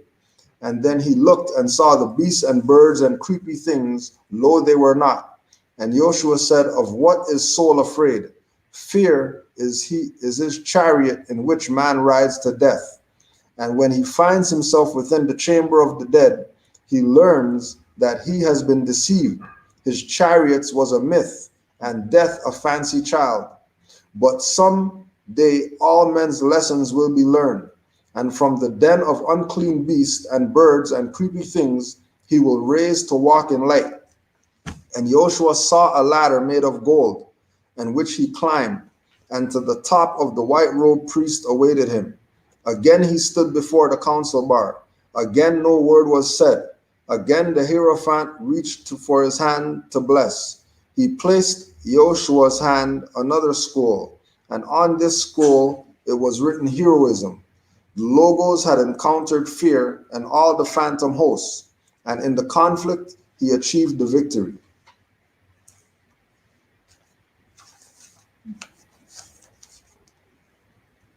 Right? The sacred temple groves were rich in statues, monuments, and shrines, where Yehoshua loved to walk and meditate. So walk and meditate. You don't have to sit there in the room, the candles around you and all that stuff, and call that meditation. You can go be in nature, meditate. You can go find a place that gives you joy, and that's the meditative spot, right? Walking, running, whatever it is. Once you are able to put the active mind on focused things, opposed to all over the place, because you're not. There's no real quieting of the mind like that. There's no meditates and there's nothing in your mind. It's what is the mind focused on, right? That's why I tell you when you're starting up that, you use the breath as what you're focused on, so that there's one thing that the mind is giving the attention, right? And then you get into higher things. You start visualizing the things that you want, and then those things start manifesting because you're putting attention to them. And after he had conquered self, he talked with nature in these groves for 40 days. Right? And when we look at the shamans, when we look at the you know, how is it that grandma or whoever knew that plant right there is gonna heal you, right? Because their relationship with nature. And if you're in the position that you're talking to nature and nature's telling you what is what, then you know. If I was looking at a Ayahuasca documentary, and the shaman, whatever language he was talking, I think it was like an Amazon or something, and he was talking about that once you get into that state of the psychedelic, certain things are gonna talk to you. You know what I mean? And he was going down all the different plants or whatever that told him that, yeah, I'm whatever plant name. And if you take me, I'm gonna do this and this and this and this and this. You know, that plant over there, and then the other plant's like, whatever. And the plant's telling him what to do and where to and how long to boil it for and all that stuff or whatever, just from being in the realm of, you know, one with nature, you know. I remember when I was about 5 or 6, and my mom got, this is kind of on the same, but she got this Venus flytrap, brought it home, and I saw an ant. Like, I just knew that this thing just dissolved thing, and I saw an ant, and I picked it up, and I put it in the mouth. And I watched it disintegrate, and I felt I changed from that day forward, because I looked at the plant, I looked at this little creature that I chose to put inside the plant. And I just told myself, never again do I want to feel that power to take the life of something else. But it was just, I remember it like it was yesterday. It was just this powerful moment with me and this ant and this plant, and of course it's on its way to its family. I went a little too far, but that changed me for the rest of my life. For real. This contract. Yeah. You know, like, Yeah, I had an instance like that, and we used to catch beetles. We used to catch beetles. They used to have these big beetles in Tobago, like some beetles like this or whatever, and you used to catch them, tie a string on the leg, and then you just have the beetle, and you just have this beetle or whatever. So one day I had the beetle and pulled the thing too hard, and the leg came off or whatever. And the same thing, I was like, oh man, and, you know, it never registered that, that this could actually happen. You know what I mean? The beetle loses a leg, now the beetle has one leg or whatever like that. I did this to the beetle, oh my gosh, you can't, you know.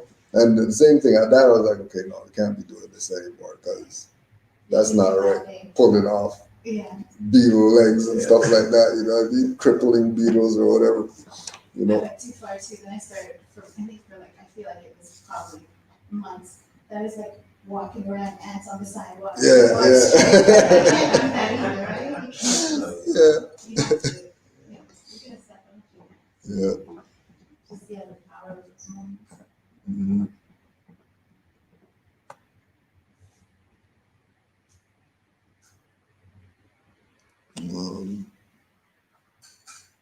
Do you have any questions from last week, this week?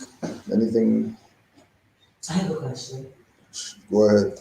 Where's the bathroom? It's just downstairs.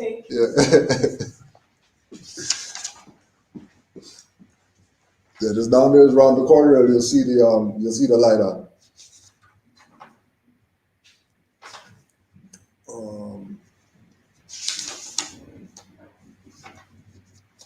Yes, we got.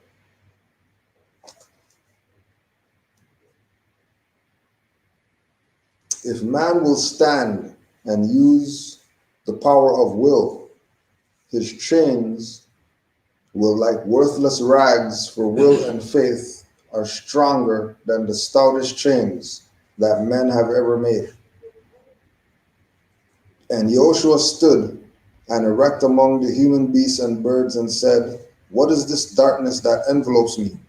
'Tis but the absence of the light. And what is light? 'Tis but the breath of Allah vibrating in the rhythm of rapid thought. Going back to the whole thing with the meditation, and once you get the energy going, man becomes the flickering light that he's looking for to get out the darkness.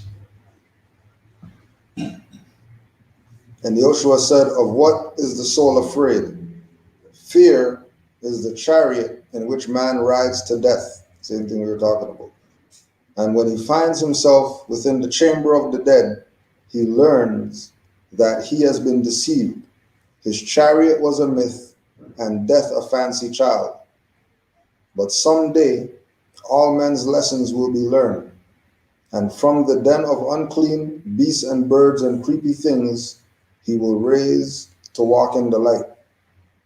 And again, going back to all these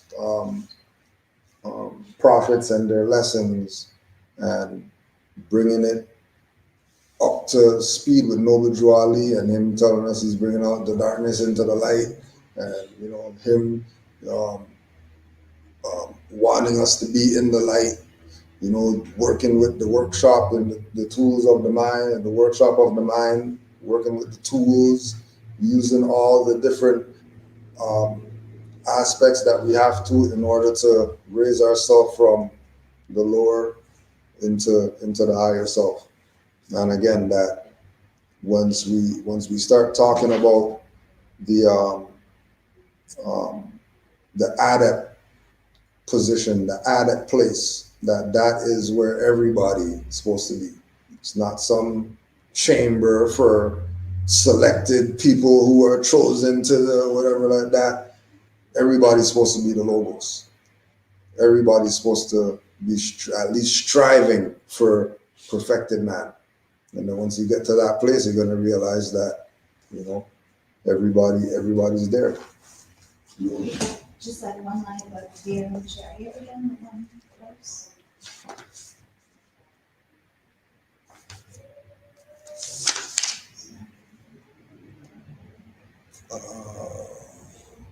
And Joshua said, of what is soul afraid? Fear is the chariot in which man rides to death. And when he finds himself within the chamber of the dead, he learns that he has been deceived. His chariot was a myth and death a fancy child. Makes so much sense. Whereas everything's just pushed for fear to keep people in a state of fear and separation of fear. Yep. Exactly. Yep. It's all a myth. illusion. It's all a myth. Yeah. That's what I keep saying is the virus. Yeah. Yeah. I think it's more so fear of death. That too, yeah. Fear of death, so fear of virus, right? Yeah. But it's understanding that fear paralyzes, right? So having faith conquers the fear. Yeah. Right, always. It's people lack faith. And it breaks the chains. Right. Yeah, religion pushes both. Yeah. And that push the faith and everything. They push the fear at the same time. Right. Yeah. Yeah. It's the construct of religion versus spirituality. Yeah. And then it's the application of faith, like how you apply that. Yeah. Once you have it.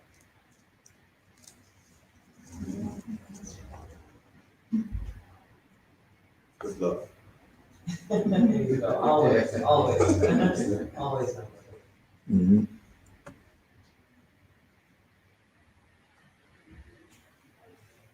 And then And then there's somebody in the chat talking about it's time for us to do something. Too much studying and too much talking and whatever. And it's interesting that the individual in the chat's name is Jason Bourne. Wow. Wow.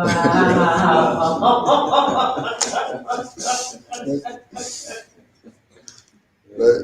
And then on that note, and then the one who did the most, when we go back to the Jason Bourne, the series, Jason Bourne, right? Who was the guy who went out and saved everybody, whatever, But why was he doing that? Because he was a program. He wasn't really himself going out and doing all this stuff, working for, whatever agency to stop the terrorists of the. He was So-called terrorists. yeah, right. Yeah.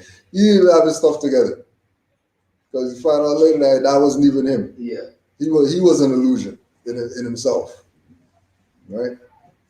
So there's lots of work for us to do. You know what I mean? There's lots of work for us to do. And again, the work starts with man recognizing the higher self, lower self, and we're not gonna go out here and some gunfight with the enemy or some bomb fight and then you know what I mean? These people have weapons attacking people right now they can't even see. So more on consciousness. Consciousness, the intangible. Yeah. Man is spirit, not the flesh. Man is mind. Man is not all this physical stuff that we're doing. Beat somebody's ass, so that means we won something. You just lost. You just lost. Mind over matter. Material. You just lost. Yesterday I was at a place there doing a job for this guy, the owner, the paint. So the painter come to paint it, the leaf problem, nobody knows until it's about time for the owner to come. Then I see the problem. I call the owner to tell him to figure out where is the stuff that I could fix this problem, because I don't know if it would paint it, and I'm there trying to fix it while the owner for the car is waiting inside. But the problem is, you paint the bumper off the car and then you put it back. The side of the damage, the edge behind the wheel, no, it's not shining. Yeah. Side. Yeah. But this side now is really damaged, so the owner looks there when they come. The seat's not properly done. This guy now, the Syrian getting frustration, calling the police team. And the other one is all making a big fuss. Yeah. So I took it and I fixed it. And now when I fixed it, they came back from the officer from the look at it, they're happy now. So going to get their stuff from the rental, put back into their car, put that back in. He goes to, I don't know. They're gonna see the other side. They're gonna go see it. I said, no, they're not gonna see it. If they see it, it's not today. He said, no, don't you see the phone? The phone light looking underneath there. Light up the phone to see. And I told him, listen to me for the last time. You see my ancestors, the nature, the plants and the trees. I talked to them. I told them I don't need no more of this car today. It has to go. If they see that part is not today, but trust me, it's not gonna be today. Oh, okay, now, okay. When they took the car and they leave, he come back on the back with his hands closing like he want to pray to me, no? How did you do that? How? Because they have the flashlight on the phone looking. But I told him, no, not today. They see another day. But I have enough today. I talked to my ancestors, I fixed the problem, they're happy with it. And now it has to go. Yeah. They took it. We're gonna take further. Islam. Any other closing comments, questions? And the sooner I leave there, that's one of the things what holds me back. I said, I gotta truck the bar to pick up topside for people. That slowed me down. But I wasn't upset. I'm just doing other things. Knowing who I am. Before I would get mad, I'd probably get him call the painter, come fix it. That's my problem, I'm out.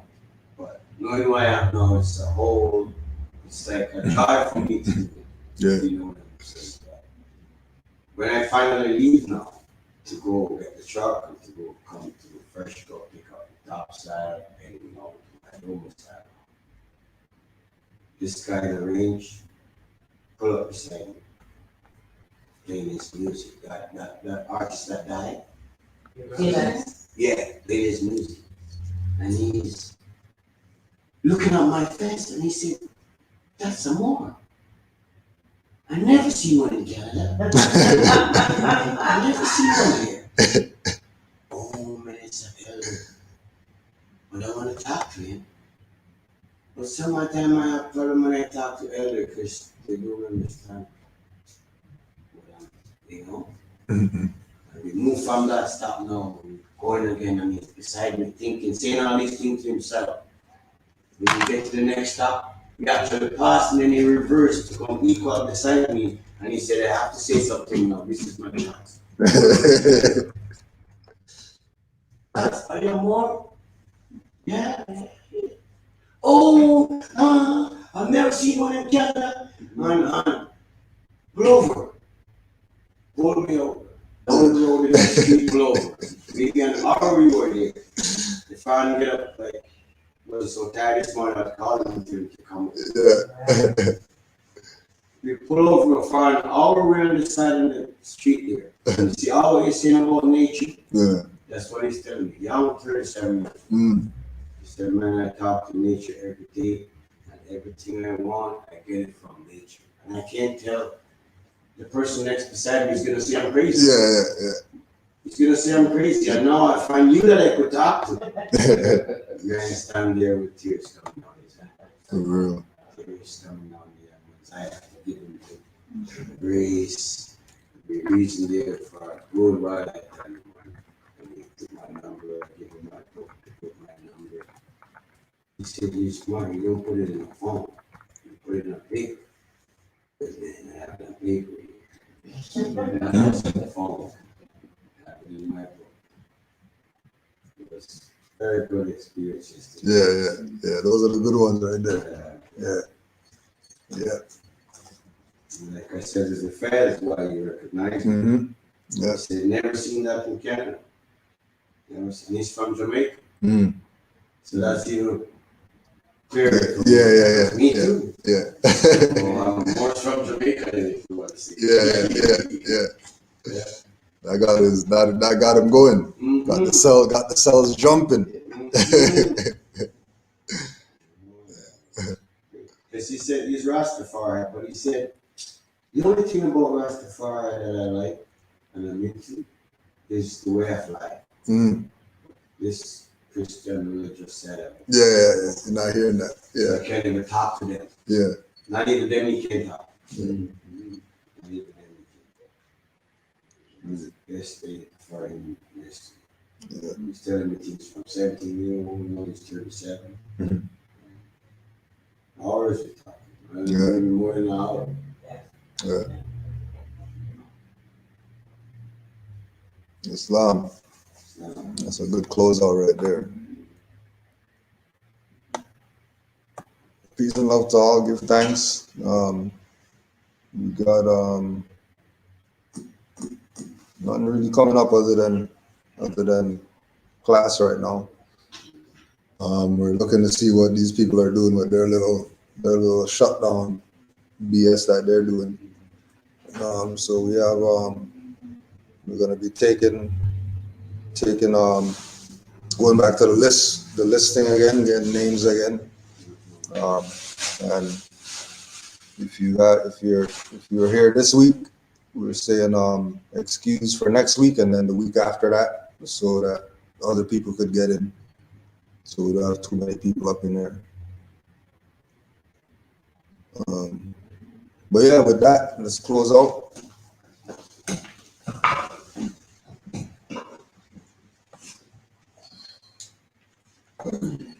Face the east, 5 on the left, 2 on the right. Allah, Father of the universe, Father of love, truth, peace, freedom, and justice. Allah is my protector, my guide, and my salvation. By night and by day, His holy prophet, no Jawali.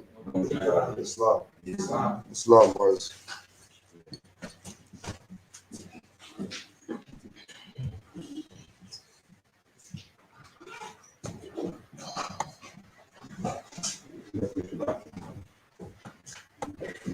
Oh yeah, we just got